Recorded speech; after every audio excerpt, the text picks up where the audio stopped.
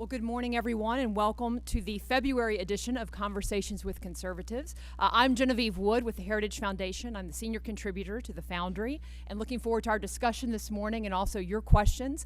As many of you know, this is a group that gets together every month. This is a group of liberty-minded and free-market conservatives who have a lot of good ideas about how we should get the country on the right path, and hopefully we're going to talk about a number of those this morning. This is a group that is chaired by Congressman Jim Jordan, also Congressman Hulskamp, Congressman Labrador, who's not here, but hopefully will be joining us shortly.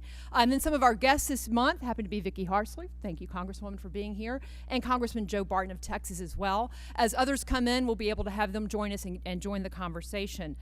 For those of you, when you have questions, I'm going to start us off, but as you have questions, please know that we have microphones on both sides of the room. We have a gentleman here and someone on this side, because we want to make sure that we get your voice on camera and in the audio feed. And just please state your name and affiliation so that we know who we're talking to, and we'll go from there. We also have people joining us online, and I want to invite them to join the conversation. They can do that at Twitter. Just go to @Conversations, or they can use the hashtag CWC113, CWC113. All right, so with that, let's get started on this conversation. Congressman and Congresswoman, you all just came out of a Republican retreat just about a week ago now. A lot of things were discussed there. One of those things that I know many people are interested in are the principles surrounding immigration that were put forward. A lot of talk on that, and I guess what I would ask you all, and anybody can take it, do you feel now as though the party and you as conservatives have a clear path about what steps should be taken in terms of immigration reform and the timeline for that?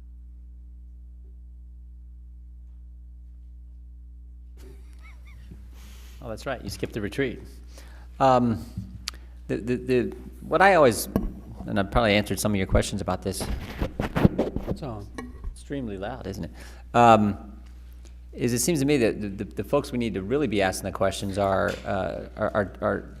to Mr. Schumer, Senator Reid, and President Obama. We have 4 bills we've passed out of the Judiciary Committee that I think 90% of the country, most of the country understands are good pieces of legislation. We should focus on those and those alone, and not the Senate comprehensive bill. And we've supported those. Congressman Labrador supported. We're on the committee.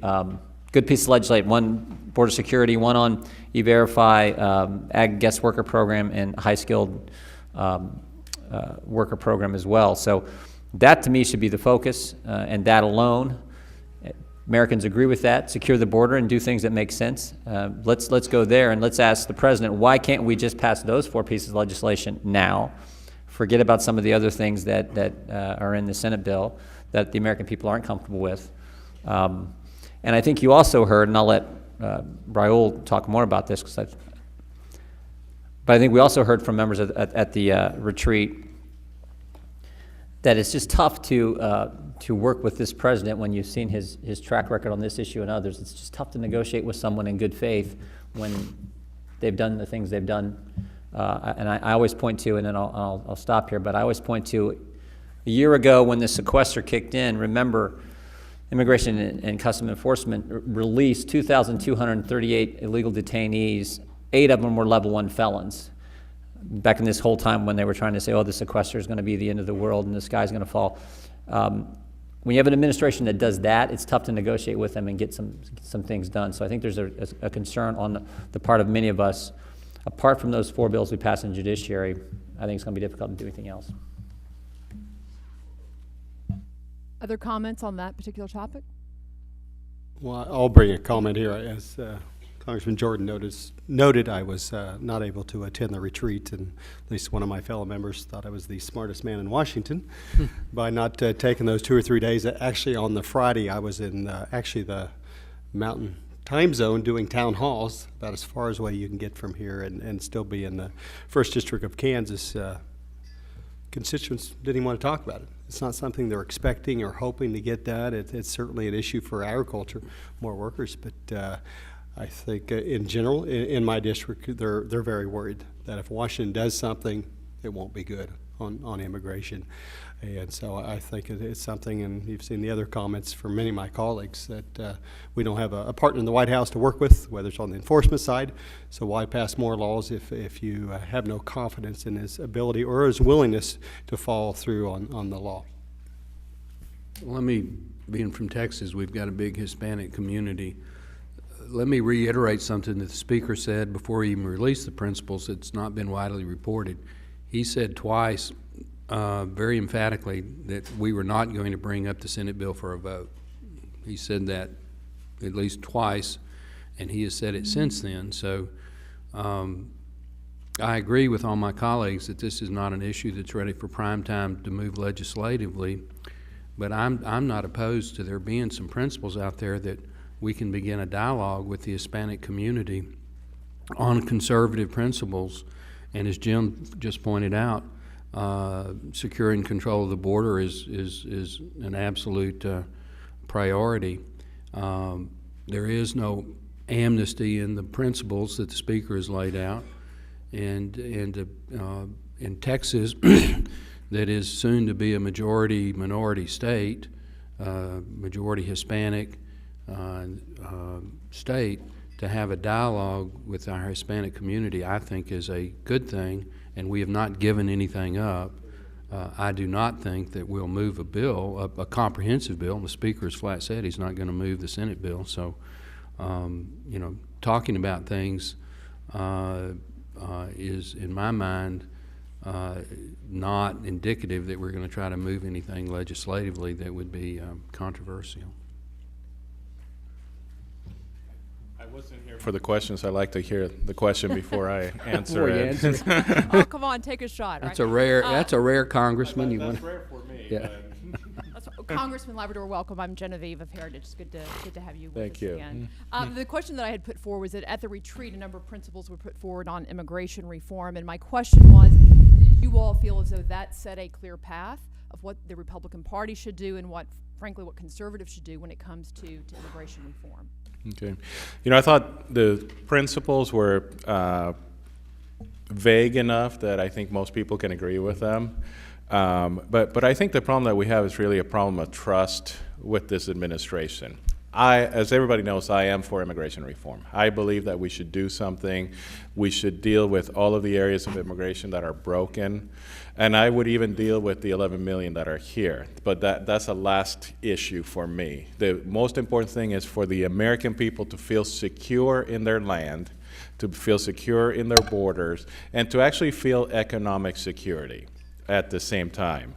So we need to make sure that we have an immigration system that does not allow people to come into the United States to take away our jobs, but does allow people to come to the United States to do jobs that are needed to be done. So as conservatives, I think we need to have a broader conversation about how immigration reform could actually lead to welfare reform, could lead to other things, so we can have the American people feel secure in their nation. What I saw this week, and I've heard various reports, and maybe I'm interpreting what I saw a little differently than other people, but there was overwhelming support for the idea of doing nothing this year in 2014. And I've seen some reports today in the media that says that the majority of people were okay with the immigration principles. That's not true. The majority of people didn't even express their opinion about the principles. They expressed their opinion about the timing of putting these principles forward.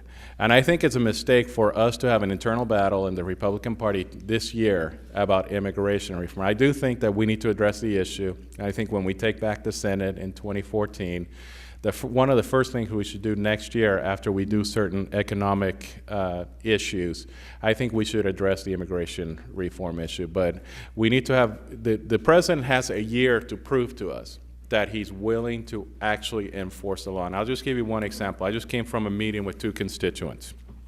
These two constituents work in the H-2A field. You know, H-2A is low skill, non-agricultural work, some landscaping and other things. They have been suffering under this administration. The Labor Department continues to make it harder and harder and harder for them to use the H-2A program. So what people are being left with is it's easier actually to hire a person illegally than it is to go through the proper legal channels of the H-2 program. And this administration is doing it on purpose because they're trying to protect the labor unions. And if we have an administration that is making it harder for people to use the legal system, and then they're advocating for amnesty for 11 million people, what you will see is that you're going to have more illegals and less people coming here legally. And that's what this administration seems to want at this point. So we need to have the trust with this administration, and that trust is not there. And until we have that trust, there will be no immigration reform, and it would be a mistake for our leadership to push that. All right, before I open it out here, Congressman Hartzler, anything that you would like to add to this particular debate? No, I think the points have been made well by my colleagues. All right, let me open it up here. First question. Please, and just remember to please state your name and also your affiliation. We have the microphone right here.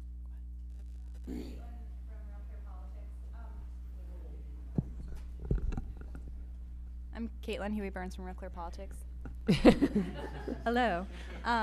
What do you make of the prospect of that's becoming more likely of passing a clean debt ceiling increase? Is that your understanding that that's probably what's going to happen, and what do you make of that prospect? That is not my understanding, but that's what I've been advocating. I think we already had the fight. We've had 3 years of fighting over the debt ceiling. Unfortunately, we have not been victorious in many of those fights, and I think that this year the Speaker should just allow the Democrats to pass a clean debt ceiling. The Democrats can own it. They can explain to the American people why they want to continue to increase the debt without any major reforms. And we can go to the American people and we can tell them that if they get rid of Harry Reid, we will actually make the reforms that are necessary for America to be strong again. Well, I'm not going to be invited back to this, it's obvious, because I'm going to oppose what Mr. Labrador just said. When the Republicans took the House for the first time in 50 years back in 1994, in the spring of 95, one of the first things, in fact, in the rules package in January of 95, we repealed what was called the Gephardt rule. Gephardt had been the majority leader for the Democrat majority from Missouri, and they had a rule that if they passed a budget through the House, they extended the debt to pay for everything in that budget automatically without a vote. And so the Republican majority repealed that, and it's still in our rules package that we have to have a vote on the debt ceiling if we have to increase it. And I think that's a good thing. I understand the pragmatic approach, and I don't disagree about how difficult it would be, but for the life of me, I can't figure out why we can't come up with some package of reforms that the American people would agree with us on, and we could get enough Democrats in the Senate to go along that we could put a bill on the President's desk that got some entitlement reform savings, that got maybe even some discretionary savings, maybe change the budget process, put some budget caps in place that require the deficit to go down every year for the next 3 years. Do mandatory reconciliation for entitlements. There's all kinds of things. The President says he's for change CPI for Social Security benefit. That saves about $200 billion over 10 years. If we return Medicaid to the states in terms of program management, that saves $700 billion over 10 years. There's something, each federal agency has a Hollywood liaison office. If we eliminated that, that scores as $30 billion over 10 years. I mean, there's things out there, and I don't advocate some sort of a scorched earth process, but I do advocate let's come up with some common sense structural reforms or specific entitlement reforms that don't affect the program benefits immediately. Paul Ryan in his budget the last several years has got a lot of those, and put a package together that we can present. I think we'd get some Democrats, and we probably wouldn't get everything we wanted, but we'd get something. A clean debt ceiling, I think, is capitulation. And I didn't get elected by the 6th District of Texas to come here to Washington and capitulate.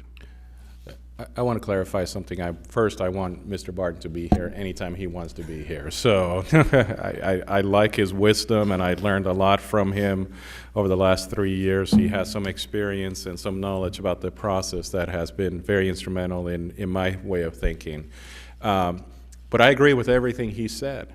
The problem is that I don't want a ruse. I don't want us to just claim we're fighting for something and then capitulate in the end. I don't care if we ask for a copy machine. If that's our demand, that we want a copy machine, then we're going to fight for that copy machine. The problem is that we're going to tell the American people that we're fighting for all these great things, and then we capitulate in the end. And that's what I don't want, because I think the American people are tired of the games. You know, when I went to my district and I did 2 town hall meetings, the people were frustrated, as they said, you guys always claim that you're fighting for something, and yet you cave in the end every single time. So I'm just being realistic. I'm just saying, if we're not going to fight, I liked all of the ideas that you had. If we're not going to fight for those things, then let's be honest with the American people and let them know that Harry Reid and the president will not negotiate. We're not willing to put the full faith and credit of the United States in jeopardy, because we have people on the other side that are willing to do that. If we default, it's because of Harry Reid and President Obama. But we're the ones who are going to get blamed. So they have people on their side that are willing to play with the full faith and credit of the United States. I'm not willing to do it. I think we should negotiate, but they're not willing to negotiate. So I'm just saying, let's be honest with the American people that we're not going to get anything this time. Now, if we want to fight for something and we're going to all stand together as Republicans, I'm 100% behind that. Whatever it is, a copy machine, whatever it is, let's ask for it and then let's fight for it. Yes, ma'am. Right here in the front Genevieve, row. one last comment, if I might, Yeah, on sure, go that. And following up on a couple of those comments, there's frustration amongst conservatives, especially when you see our leadership walk through the shutdown with us, says they're fighting, having that battle, then once it's over, say, well, I really wasn't with you. And go on late night television and turn around and say, no, we weren't really fighting. It was because somebody forced us to do that. That's frustrating. To be in battle and then being told later we weren't really fighting for that. So that's dispiriting. And I think it's not only dispiriting just to members, but to our constituents, to the base of the party, which is looking for someone that will present an alternative and actually push back against the radical agenda of this president.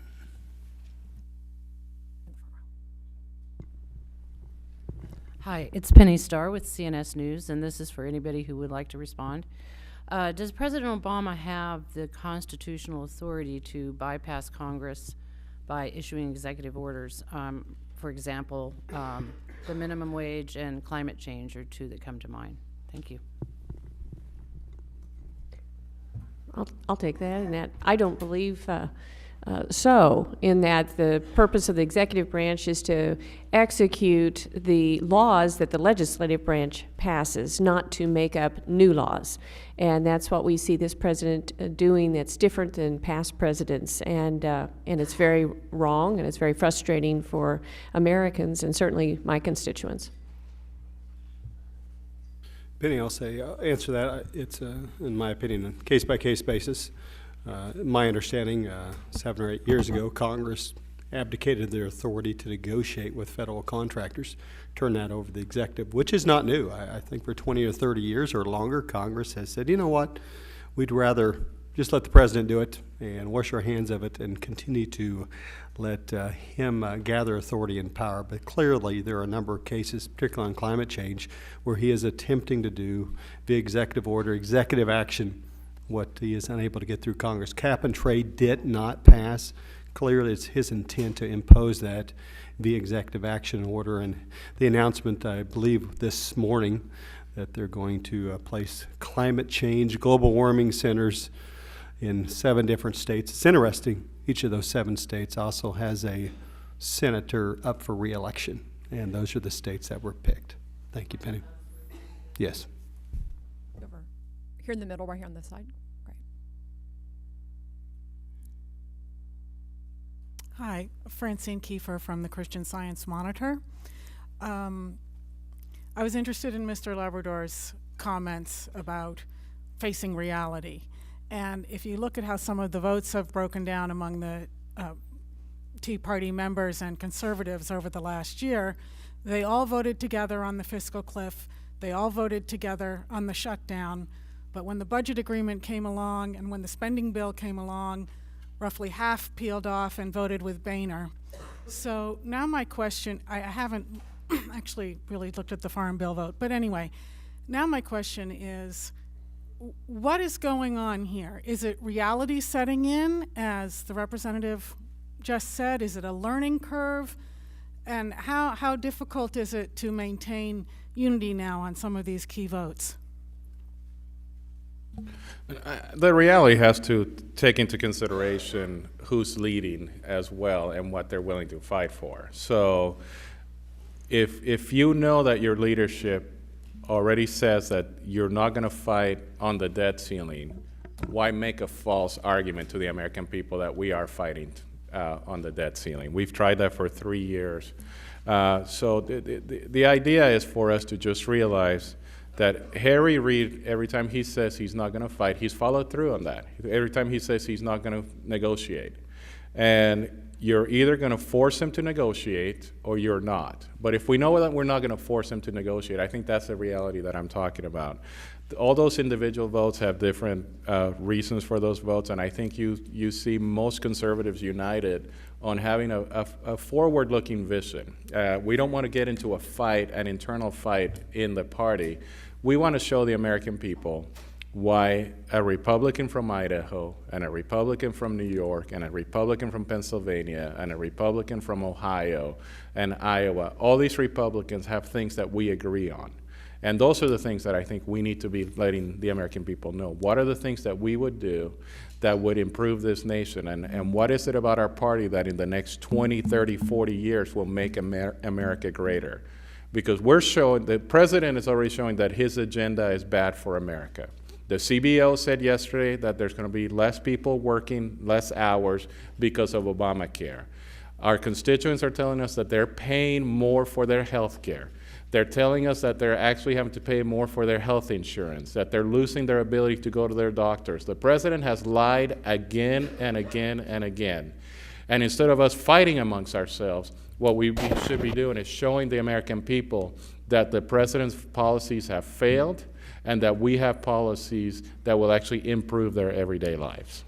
Yeah, if I could just pick up, Raul is right on target, and that was one of the, I think, the positive things out of our retreat last week, is this idea that we're going to have a replacement for our vision for what should happen in the healthcare world. And I'm hoping that that base text, that base bill, will be the Republican Study Committee bill that has 160 some sponsors.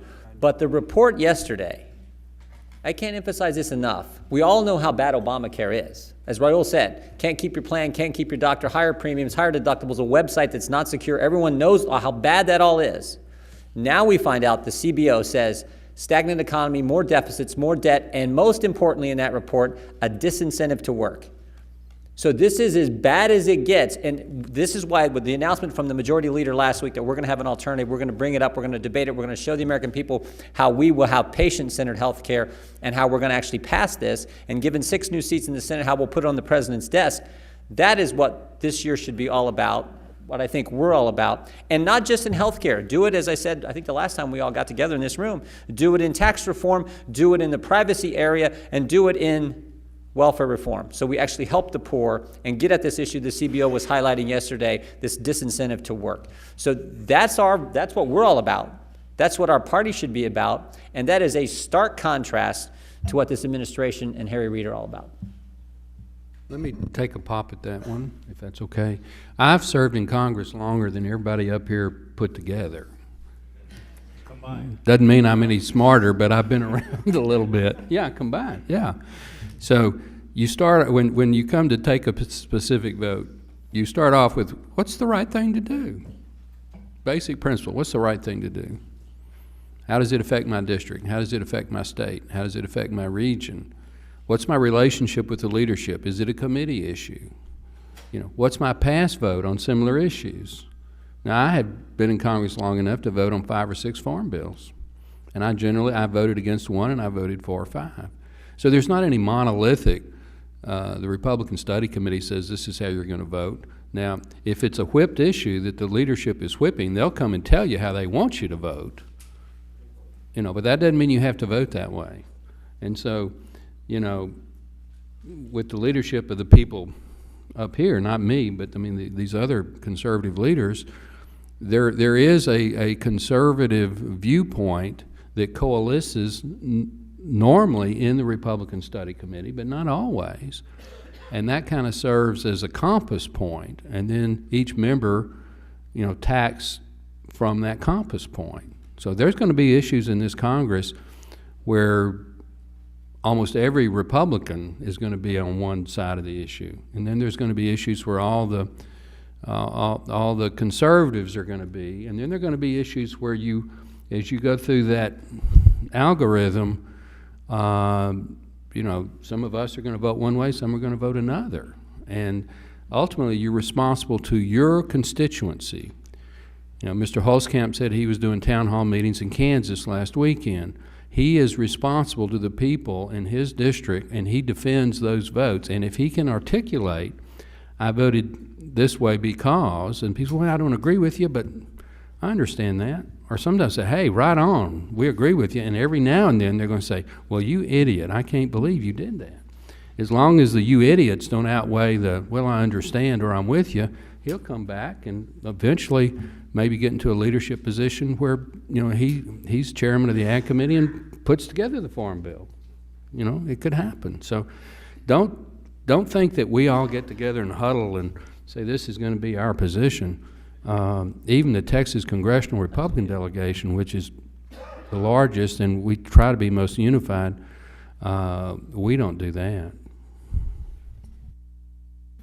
One additional comment, I'd like to answer that a little more clearly on the question. What I do perceive as well, some of these votes, there are other factors, as was mentioned, but I do think there's a real battle underway within the party. Is the Republican Party going to be for the middle class and speak up for them? Or is the perception out there, is that clear, that we're for the interest of big business in K Street? And I think that if you look at status quo, K Street wins. And immigration is a great example. I wish our leadership would stand up and say, you know what? The people do not want to do what is being proposed on immigration. And business, we're going to be with you if you're worried about regulations and big government, but when it comes to doing what the American people want, we're going to stick with the middle class. And I don't think we want to hear that speech in that manner. But the push for immigration is coming from big business and interest that tend to send some big checks within the party. And so I think that plays a role as well. But if we're going to put a vision, somebody in America needs to stand up for the middle class. And I think the Republican Party is well positioned to do that if we're willing to say that with our actions and our words. And I think that'll probably play out in primaries as we move forward in 2014.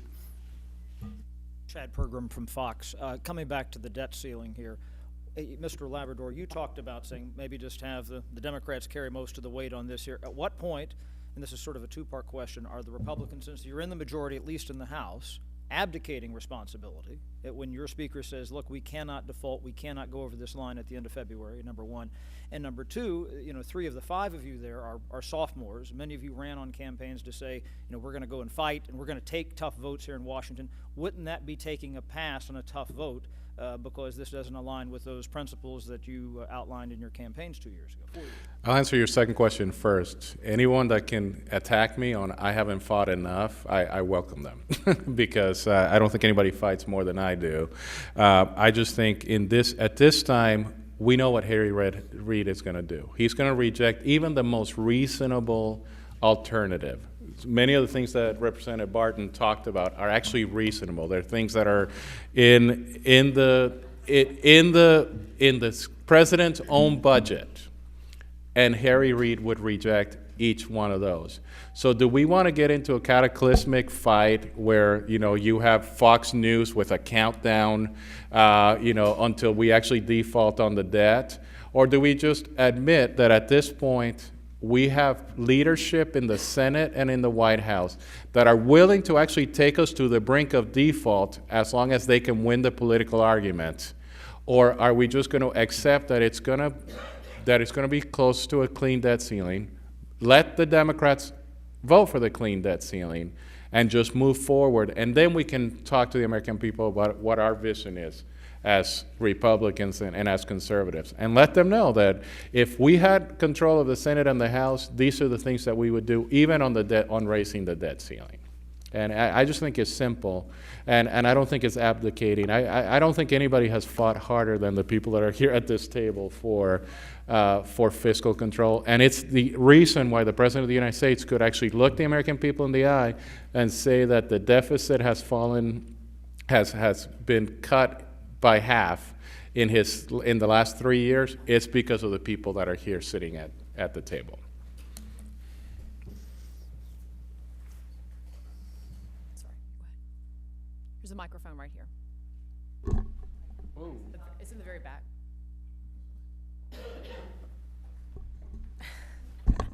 I'm Suzanne Gumbo. I'm with NBC News. I write for the digital side.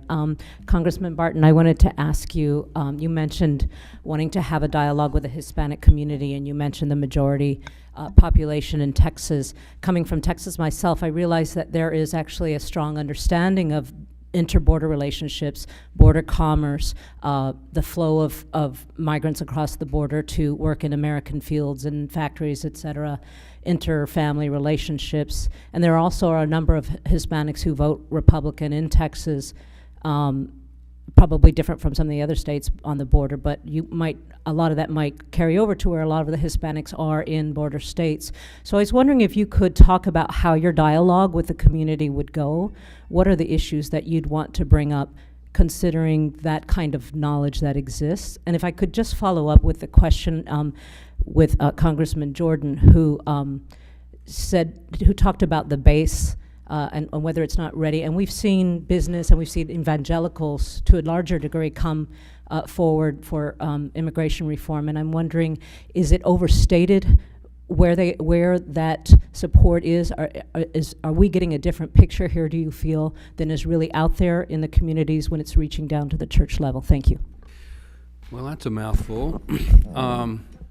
Well, first of all, I'm not going to start a dialogue with the Hispanic community in my area. I've been engaged in a dialogue for a number of years. I have Hispanic advisory committees in each of my 3 counties. I have a very positive relationship with the Hispanic Chambers of Commerces in those communities that have Hispanic Chambers of Commerces. I have an ongoing off and on dialogue with some of the priests in the Catholic churches that reach out to the Hispanic community. You know, at my town hall meetings last summer, a large number of Hispanics, some of whom were illegally in this country, came and stood up and spoke about some of these issues. I have a group of Hispanic real estate professionals going to visit me in my office this afternoon who've come up from my district. So I've got an ongoing dialogue. Having said all that, you know, when the Speaker released the principles, I support the release of the principles, but I don't think I'm different than any other member up here that talking about principles does not mean we're going to move to try to cram some legislative vehicle through in this Congress. They're absolutely right that we need to think this thing through, and we need to make sure that we do it in the right sequence, and the House is taking an approach which I support, which is let's work on the border security package, maybe the visa reform package, and do it step by step. And when I have these dialogues with my Hispanic constituents, on the record, not necessarily private conversations, but in town halls or some of these public forums, you talked about the issue of family. They want to keep their families together. And so you have to look at the minor children, then you have to look at the parents, and I think at the appropriate time, there is a way without granting amnesty that you can do different types of legalization status and different timetables and allow those families to stay together. But it's an ongoing dialogue, and it's not going to be settled in the next 6 months, but it is an issue Republicans need to address, and it's something that we need to address publicly.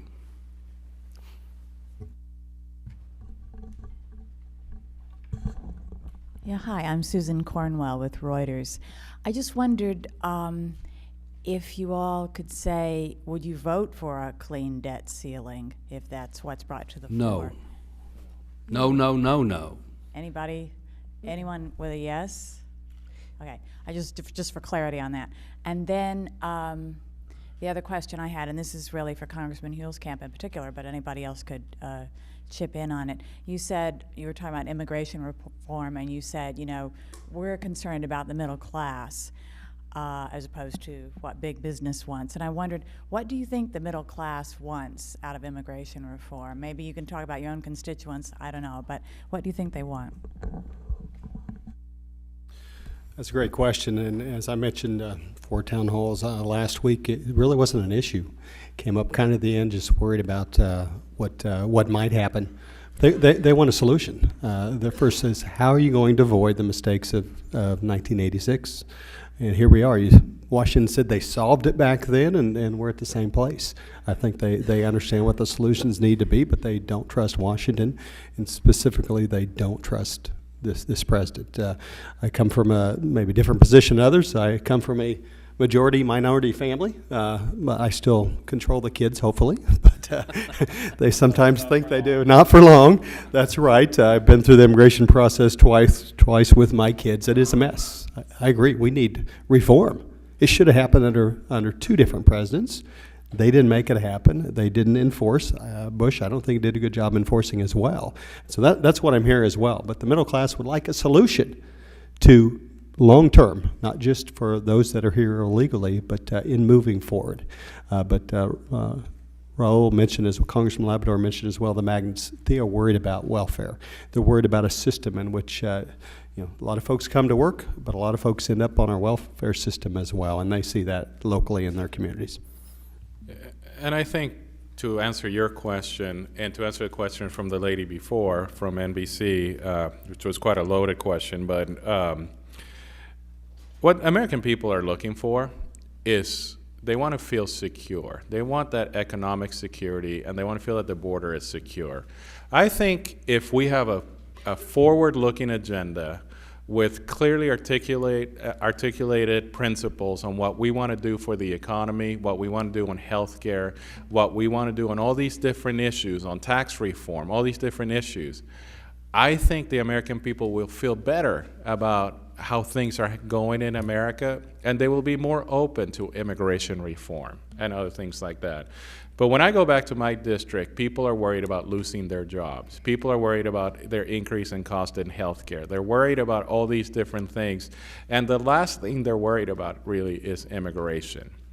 And I'm a strong advocate for immigration reform. I think it needs to happen. But we need to show the American people that we can actually provide more economic growth, more jobs, and more prosperity. So if I'm going to talk to the Hispanic community, which I do many, many times, what I would tell them is, look at what's happened over the last 5 years.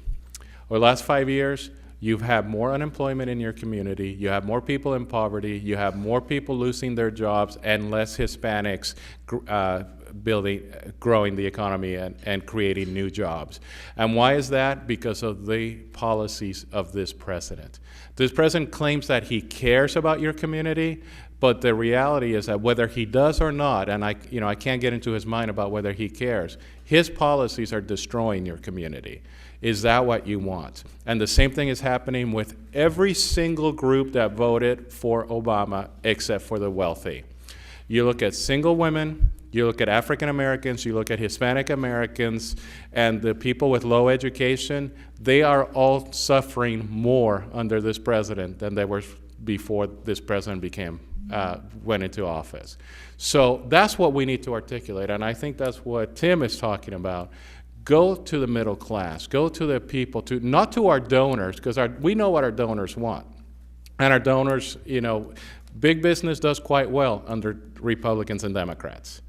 But it's the average Americans that are concerned about their future, are concerned about their prosperity. And we send that message to them, I think they will be voting Republican. And then there will be so much economic prosperity and economic growth that people will be open to things like immigration reform and other areas.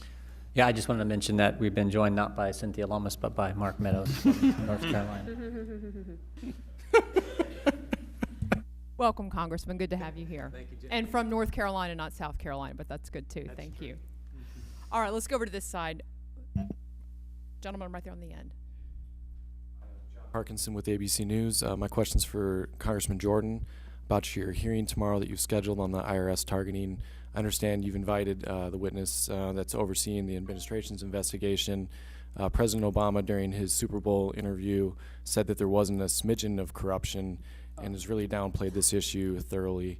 I'm hoping to get an explanation of what you hope to achieve tomorrow during your hearing, and I'm also wondering whether there's anything at the committee's disposal to get answers from Lois Lerner. Ultimately. We are trying. We are trying. Obviously, the president knows something we don't know. Now, Mr. Cole yesterday, if you followed the hearing yesterday, told us that he has not briefed the president. The Attorney General has not briefed the president. Ms. Bosserman, who's heading the investigation, has not briefed the president, and yet the president knows that there is not a smidgen of corruption in the IRS relative to the targeting of conservative groups, which is amazing. Our hearing tomorrow, we're going to show what we first, as you pointed out, we invited Ms. Bosserman. I sent a letter to her. She didn't respond. Mr. Cole responded and said 7 different times in 2 letters that I got within 5 days that it's an ongoing investigation and she can't come. Again, ongoing investigation, yet the president knows that there's no corruption at all. So tomorrow what we will have is 2 people who were targeted. Catherine Engelbrecht will be there, and her attorney, and another individual group who was targeted, and her attorney as well, talking about what they went through during this process, and how the full way the federal government was brought down on them and their business as they were just trying to be involved in exercising their First Amendment rights. So we hope it'll be a hearing where the American people can find out exactly what took place for these groups who were trying to get tax exempt status and exercise their First Amendment right to political speech. I am confident she will come back in front of the full committee. I'm not sure when that will exactly happen. You'd have to ask Chairman Issa, but I'm confident she will, that we're not done addressing the Lois Lerner issue. You know, I find it fascinating that this administration says that there's not a smidgen of corruption, which I think will be the lie of this year.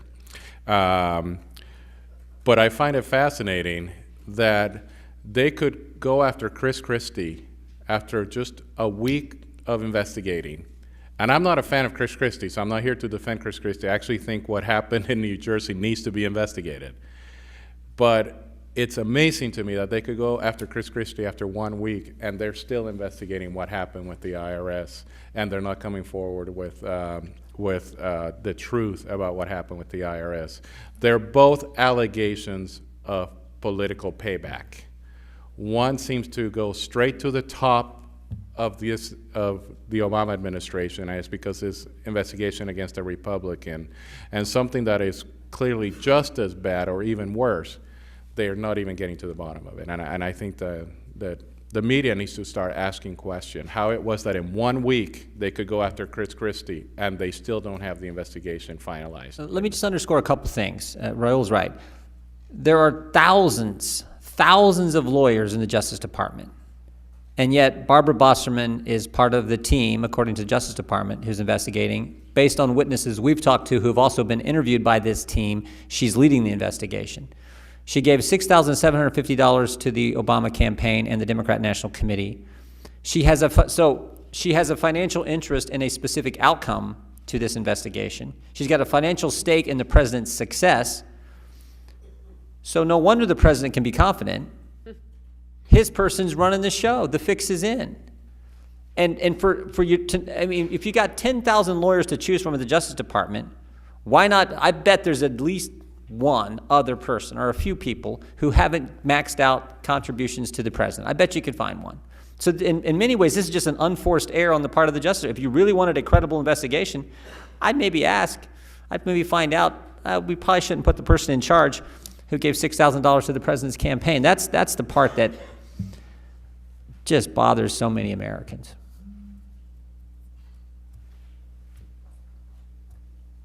Hi, I'm Christina Peterson with the Wall Street Journal. To return to the debt ceiling, aside from Congressman Labrador, how do the rest of you feel the caucus can move forward given the challenges you've had in getting 218 votes for anything, and that many conservatives have opposed a debt ceiling increase regardless of what policy measures are attached to it? You can get 218 if you address the underlying problem. We proved that in 2011. We got 230 some votes, and we got some Democrats that vote with us when we did a plan that addressed the problem. Cut spending, cap it as a percentage of GDP moving forward, and start the process to move towards a balanced budget amendment. American people said, you know what, we like that. That makes sense. That's logical. In fact, the polling done said 70% of American people said that's a good plan. We're willing to raise it. We're not willing to say, we're not saying you shouldn't raise the debt ceiling. We're saying if you do it, address the underlying spending problem. So you can get there if you address the problem. Short of that, that's where it's tough to get the votes.